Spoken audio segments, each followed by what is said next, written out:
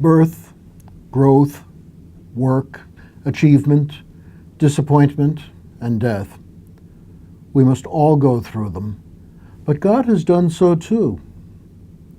God has even been ignorant with us.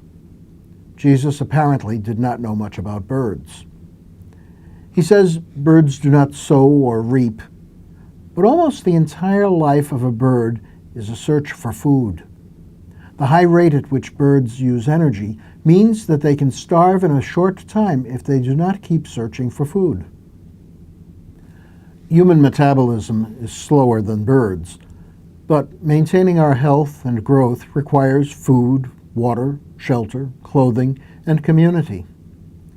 We can do without some of them for a while, but the quality of our physical, emotional, and even spiritual health will suffer, and eventually our lives will be shortened, sometimes quite drastically and dramatically.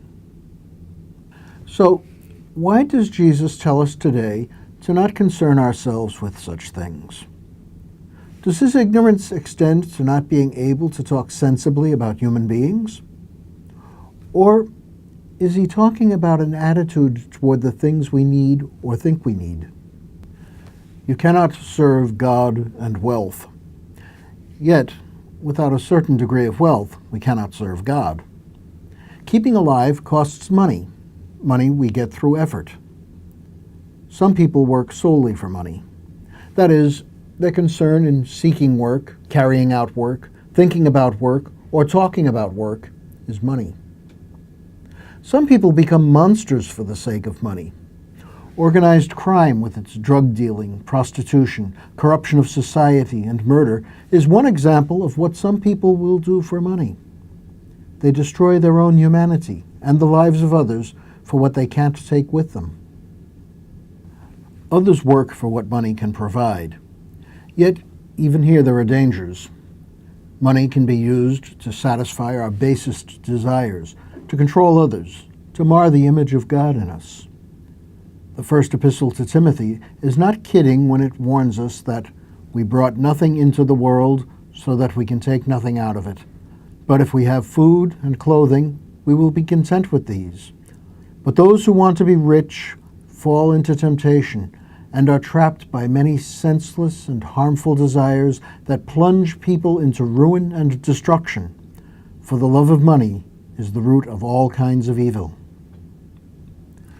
Money and the work we do to get it can bring problems, but there is a valid and healthful way to view them.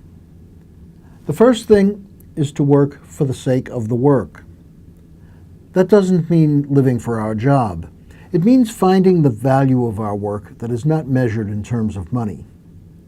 What is there about my work that makes it worth giving it my time, attention, and energy?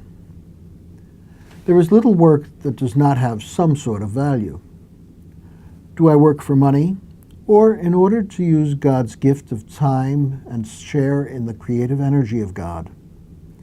If the latter, then the money that comes is incidental to the real reward, an interior reward. The money will sustain me and those who depend upon me, but it will not dominate me. Considering taking a job, then, should mean more than merely looking at salary and benefits. I should try to find work that is worthy of my time and talent, work that helps build a world worthy of the sons and daughters of God. This is especially important in the case of young people. Of course, not every situation allows people freedom to work for the sake of the value of the work. Many men, women, and even children are forced into demeaning labor. Working conditions can destroy the health and lives that work should enhance. Bosses and co-workers can degrade and abuse. The pay for a worker's time and energy may not be just, not enough to sustain a dignified life. We need food, clothing, and such to survive. But we do not exist for the sake of those things or the other things money can buy.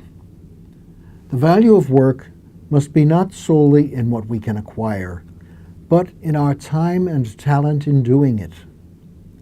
When we work for that value, We are relying upon the gifts God has given us, and we will know that their fruits are the gift of God.